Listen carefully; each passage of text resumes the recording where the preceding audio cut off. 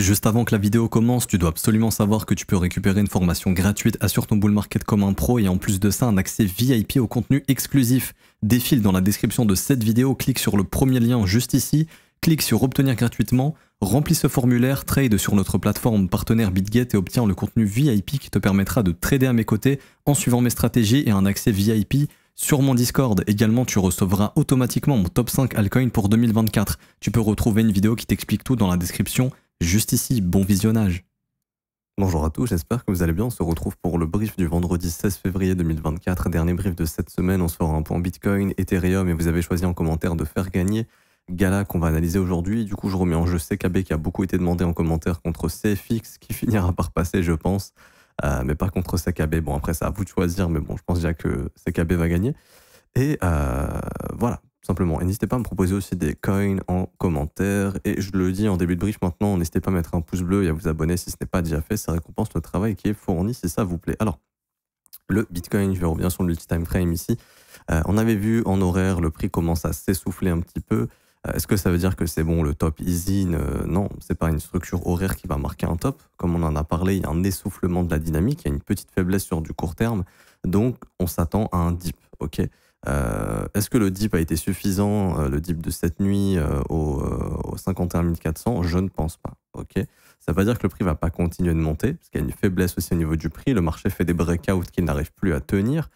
D'ailleurs, hier, j'avais posté sur Twitter à 52 700 que je prenais un petit peu de bénéfice encore sur ma position BTC.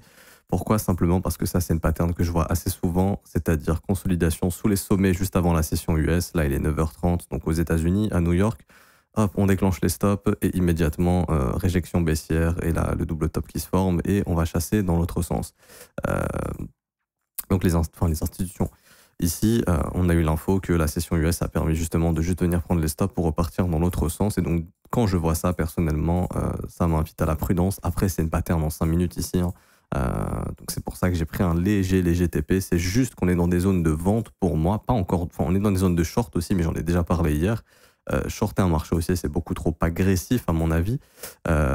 Faut être dans une optique de prendre des profits sur cette montée. Après, je garde encore majoritairement mon exposition BTC, ça, il n'y a pas de problème.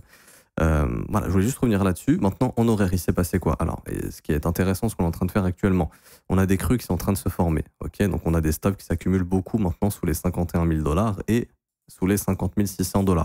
On en avait parlé, mais je pense qu'on aura un dip. Je ne sais pas si c'est aujourd'hui, demain, j'en sais rien.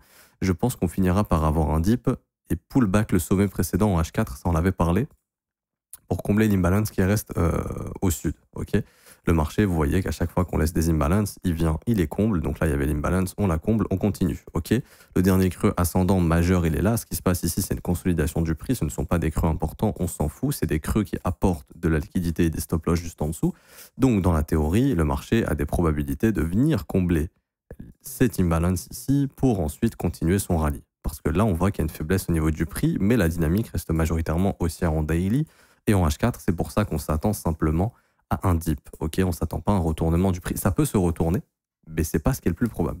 Alors, on a eu également en H1 ici, hier, on a eu la tentative de cassure de ce sommet, donc on l'a cassé, puis on l'a réintégré, et du coup, ce creux devient important dans la lecture de cette consolidation, et ce creux a été déclenché. Ok, il se passe quoi? Il se passe que la cassure de ce creux peut nous amener à trouver un sommet descendant sous ce sommet ici, et donc déclencher le fameux mouvement de retracement, qui irait entre 49 900 et 50 500, pour ensuite repartir chercher de nouveaux plus hauts, direction 53 000, 54 000, etc. etc. Est-ce qu'il est possible de faire un nouveau sommet? Oui, totalement. Avant de faire cette petite correction, si jamais elle arrive, oui, c'est tout à fait possible. Le prix ici faiblit. Ça ne veut pas dire que, comment dirais-je, ça ne veut pas dire qu'on va se retourner tout de suite. Ce que je vois dans cette pattern, c'est qu'on a donné un signal pour faire le retracement. Maintenant, la question, c'est est-ce que le marché va le faire? Ça, c'est autre chose, ok? Pour l'instant, les algos sur Binance sont off. Depuis là, le 14 février, depuis 2 jours, je ne vois plus de buy market agressif. Et comme par hasard, le prix a du mal à monter. C'est Coinbase ici qui a pris un petit peu le relais, mais c'est pas énorme. Donc, j'ai l'impression que pour l'instant, les algos sont un peu en off. Peut-être qu'il faut nettoyer un petit peu sur les dérivés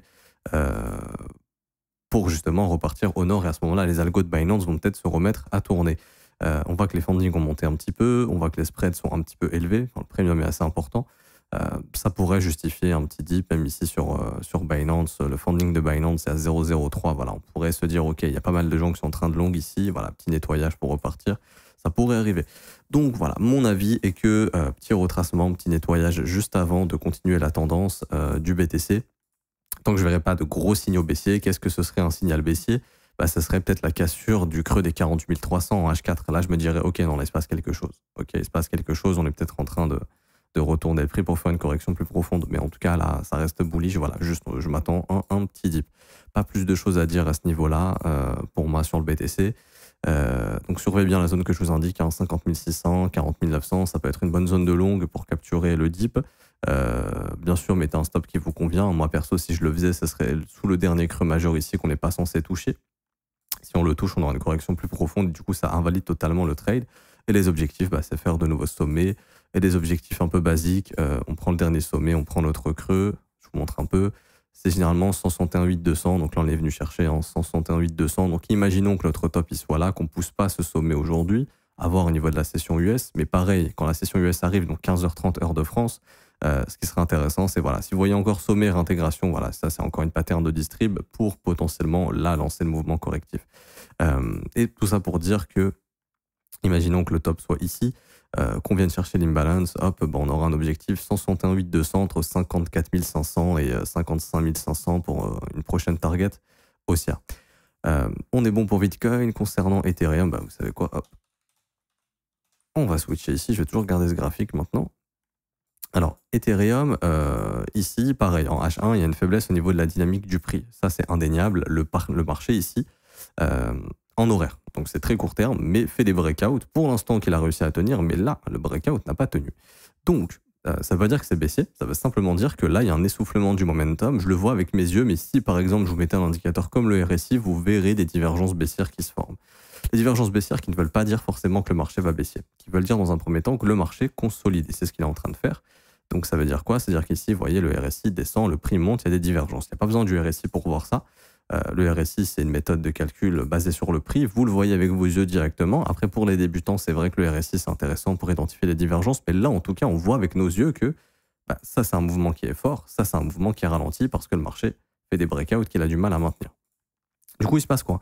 Il se passe que les vendeurs se font chasser, stopper ici, stopper ici. Peut-être ils vont se refaire stopper une nouvelle fois. Mais en tout cas, on accumule des tonnes de creux, des tonnes de stops sous ces creux ici.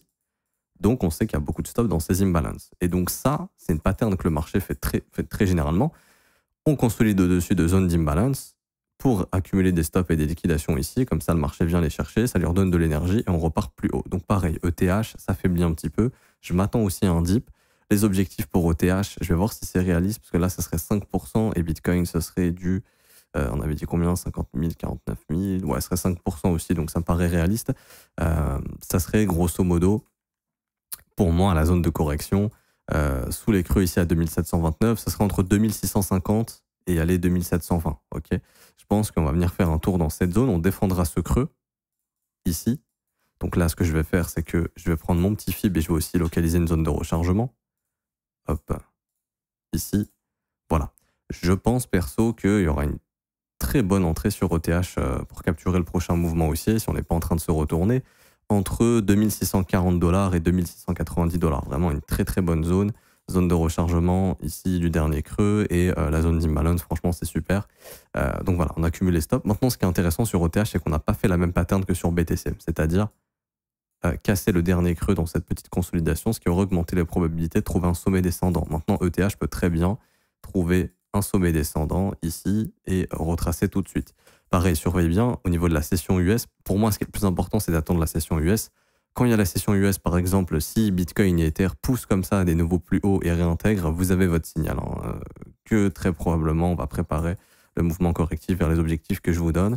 Après, sinon, Ether, ça reste toujours très haussier. Honnêtement, personnellement, je vois aucun signal de retournement ici. On a cassé le premier arrêt en weekly, on a cassé l'imbalance, ça on l'a vu hier. C'est très bullish. Ça, pour moi, ça m'invite à penser que le prix va pousser plus haut, au moins dans les 3003. Franchement, 3300, 3600 $ pour le mois de mai pour Ethereum vis-à-vis des ETF qu'on aura très probablement. Le narratif n'est pas encore en train de prendre, c'est-à-dire que on n'a pas encore des tweets qui nous disent oui, BlackRock ont rencontré Gary Gensler dans son bureau, les ETF avancent, machin. Ça arrivera peut-être un mois avant, donc peut-être, je pense, début, mi-avril. Et là, vous verrez le prix d'Ether accélérer, je pense, parce que le narratif ETF prendra encore plus de place. Pas plus de choses à dire pour moi sur Ethereum. Le prix, la dynamique reste complètement haussière en daily. Voilà, juste on s'attend à un petit dip pour poursuivre. Si jamais ce dip arrive, encore une fois, hein, je vous dis surtout pas de shorter. Pour moi, il faut surtout pas shorter ici. Là, ce dont on parle, bon, allez, potentiellement, il est possible de shorter si à la session US, on prend les sommets, on réintègre. Allez, pourquoi pas. Mais le but, c'est juste de racheter son short avec 4-5% de baisse. Donc, c'est beaucoup plus facile dans une tendance haussière de capturer les dips, parce qu'à chaque fois, ils vont au même endroit, dans les imbalances. En plus, c'est des bougies vectorielles, donc ça marche très très bien. C'est généralement des grosses zones de support. Hein. Le prix va généralement pas sous ces niveaux. Donc, c'est plus facile de capturer l'achat pour le prochain sommet que de tenter le short. Ok. Et pareil en H4, la dynamique est clairement très haussière et on a les mêmes zones en H4 ici. Voilà, petite trendline, petite consolidation insignifiante, ça peut péter au sud. Le dernier creux est ici, donc pareil, la même analyse qu'en horaire, on vient combler l'imbalance. Allez, on pull back la résistance précédente, 2680 $ à peu près, 2690 et on y retourne. Donc plutôt bullish ETH, honnêtement. Et pour finir, vous avez demandé le gala. Alors le gala, il commence à avoir un graphique qui est exceptionnel. Je sais pas c'est quel narratif, ça c'est pas gaming. Si je dis pas de conneries, je vais juste vérifier. Ça me dit quelque chose. Peut-être je me trompe totalement. Gala. Les tags. Voilà, c'est bien ce qui me semblait. C'est bien du gaming. Play to earn. Ok. C'est un secteur qui commence légèrement à être hypé. Donc plutôt cool. Mais le plus important, c'est le graphique. Et franchement, le graphique, il est très bien. Alors, gros rebond ici, très intéressant. Donc, beaucoup de gens qui sont rentrés dans le rebond. Le marché est parti chasser les stops ici. Donc, petite capitulation des gens. Très bien. On a du volume qui revient après la chasse au stop. Super. Et ce qui est super intéressant, c'est que le prix est en train d'essayer de former un creux ascendant. Si ce creux ascendant, donc Bitcoin est toujours bullish, même si on peut s'attendre à un petit dip, ok. Donc, Bitcoin est toujours bullish. Ethereum est toujours bullish. Le total market cap est bullish. Donc, tout est haussier. On a pour moi deux narratifs aussi importants, l'halving et l'ETF d'Ethereum avril-mai. Donc on sait que niveau saisonnalité, on est au mois de février. Très généralement, le marché est bullish jusqu'au moins mai-juin. Généralement, le marché crypto top en mai-juin ou en fin d'année. On n'est ni en mai-juin ni en fin d'année, donc techniquement on est dans une bonne saisonnalité. Et en plus de ça, halving et ETF, deux événements bullish. L'argent continue de rentrer dans le marché. Ça, j'ai les datas, je sais plus où est-ce que j'ai ces datas-là. Non, bah, je sais plus honnêtement. Ça va être ici, je pense. Là. Là, vous voyez, le stablecoin market cap continue d'augmenter, donc l'argent continue de rentrer. Il y a de quoi alimenter les altcoins. C'est un peu moins que les mois précédents, mais il y a toujours de l'argent qui rentre, donc il y aura toujours du momentum dans les alts. Et du coup, ce qui serait un signal extrêmement intéressant, c'est le petit W weekly ici. Si ce W se forme, on aura création de creux, donc creux descendant, sommet descendant, creux ascendant, sommet ascendant. Et à ce moment-là, l'objectif pour moi, ça va être de venir récupérer tous ces sommets que vous voyez ici. Donc je pense que le prix va venir pousser jusqu'à cette zone, pas demain, ni la semaine prochaine, mais au moins, je pense, d'ici mai-juin, je pense que Gala atteindra les 9 centimes. Donc là, on est à 2 centimes, ça peut être un play intéressant. Alors, le creux ascendant ici s'est formé, je pense, dans les 61,8 à vue d'œil, ça me semble être cohérent. Ouais, 61,8, zone de rechargement, c'est la zone parfaite pour former un creux ascendant, on a bien retracé. Plutôt intéressant, le prix est plutôt fort, honnêtement. Beau W bottom qui s'est formé, rien à dire. Allez, avec le petit dip du BTC de 5%, on aura peut-être aussi un dip de 5%, franchement, c'est ridicule. Si je me mets en horaire... allez, si ça dip un peu plus, ce serait quoi la zone des 0,024, 0,025 et puis on pourrait continuer cette tendance. Donc franchement, plutôt haussier, on va pas se mentir. Enfin, depuis le W, c'est haussier.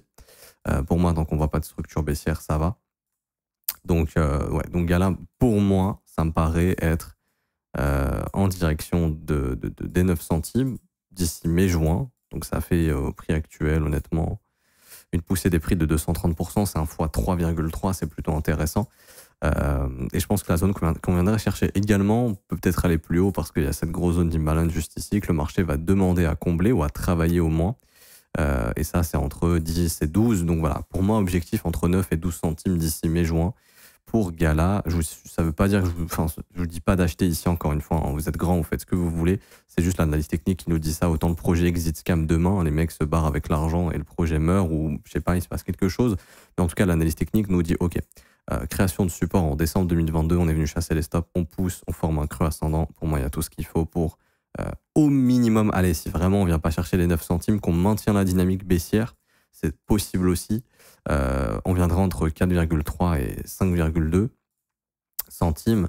Allez, ça c'est le scénario le plus baissier, je pense, c'est-à-dire le prix au final, il n'arrive pas du tout à... Donc il fait le W quand même, mais il n'arrive vraiment pas à inverser cette dynamique baissière ici avec ses sommets descendants. On retrouve un sommet descendant, zone de rechargement de short, et on continue la dynamique baissière comme ça en 2025.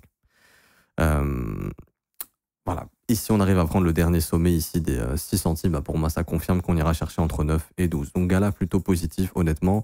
Je vais regarder la tokenomics si on peut avoir l'information. Juste ici, je vais juste tracer la zone de rechargement avant. Hop, RLZ Bull. Et on va regarder rapidement la tokenomics. Alors, Unlock, on va sur ça. On va écrire Gala. On va attendre que ça charge un petit peu. Est-ce qu'on va pas se manger un unlock de token sur la tête bientôt? Il n'y a pas de vesting ici. Circulating supply 55%. Ok, bah, il y a pas de vesting. J'ai pas les informations de vesting, mais bon, ça c'est un graphique dans lequel on cherche des achats. Hein. Et surtout si le W se forme, ce serait assez positif. Il y a eu un gros bear market. On est dans la phase de transition, accumulation. Plutôt intéressant ici. Oups. Je suis trompé de graphique. Donc voilà, je m'arrête ici pour aujourd'hui. J'espère que ça vous aura plu. Si c'est le cas, n'hésitez pas à laisser un pouce bleu, vous abonner si ce n'est pas déjà fait. Également, vous avez une formation gratuite qui vous attend en commentaire épinglé de cette vidéo. C'est le premier lien. Donc vous descendez dans les commentaires épinglés, vous regardez le premier lien, obtient ta formation et accède au VIP gratuitement. Je vous explique comment prendre des profits sur ce genre de coin ici dans la formation gratuite. N'hésitez pas, c'est totalement gratuit. Vous cliquez sur le lien que je vous ai montré, ça vous ramène sur le formulaire. Vous cliquez sur obtenir gratuitement. Vous cliquez sur ce lien ici, c'est pour s'inscrire sur BitGet, notre plateforme partenaire. Hop, vous créez votre petit compte. Donc création, enfin vous mettez mail, mot de passe, c'est gratuit. Vous créez votre compte. Une fois que ça c'est fait, ça va vous connecter sur la plateforme. Vous allez dans votre tableau de bord, vous copiez l'idée utilisateur juste ici. Vous revenez sur notre formulaire, vous le collez dans identifiant BitGet et vous mettez votre mail. Vous faites recevoir gratuitement. D'ici 1 heure, vous avez la formation dans votre boîte mail. Également, en plus de ça, pour ceux qui veulent avoir accès au VIP, donc des trades qu'on vous envoie, des assets qu'on surveille pour l'investissement, des lives, des reviews de marché quasiment quotidiennes, des vidéos que je vous envoie également dans votre boîte mail, des top 5, des top 10, bientôt le top 10 d'ailleurs. Également, j'ai envoyé une vidéo sur des setups de continuation. On avait vu casse autour des 10 centimes, on est monté à 14. Donc c'était un setup que je commence à voir un peu partout, qui fonctionne assez bien. Donc ça, j'ai envoyé justement une petite alerte au VIP. Tout ça, c'est gratuit. Il vous suffit simplement de trader sur la plateforme pendant 3-4 jours. Donc vous passez un trade le lundi, un trade le mercredi, un trade le vendredi par exemple, et vous serez VIP. Ok, tout simplement. Et pour ceux qui veulent rejoindre l'école en plus et se former à mes côtés tous les matins du lundi au vendredi, on chasse des opportunités ensemble, je réponds à vos questions. On voit justement des assets qui peuvent être intéressants pour l'investissement, on voit des setups sur le Bitcoin, on voit plein d'autres choses. Hier, on a fait par exemple du CanSlim, c'est-à-dire on a analysé des actions américaines avec une croissance au niveau des earnings per shares, etc. et certains paramètres qui seraient intéressants justement pour le prochain QE, donc quand la Fed va réimprimer de l'argent, des opportunités intéressantes. Donc tout ça, on le voit dans l'école, ça commence à partir de 49 € par mois, c'est sans engagement. Vous avez aussi une formation de 19 heures dès que vous rejoignez l'école qui vous est offerte. On apprend tout, analyse technique, order flow, psychologie du marché, créer un plan, créer vos propres stratégies. Il y a tout dans la formation. Et également, vous avez des réductions sur les offres 3 mois, 6 mois et 12 mois. On a jusqu'à 36% de réduction sur l'offre 12 mois. Pour prendre votre abonnement, c'est en commentaire épinglé également. C'est le 4e lien, école-de-tron-fzco.com. Vous cliquez sur ce lien et vous pouvez choisir votre abonnement. Je m'arrête ici, je vous souhaite un bon week-end. On se retrouve demain pour la vidéo du Versus qui a déjà été tournée. Et on se retrouvera lundi pour un prochain brief. Ciao, ciao.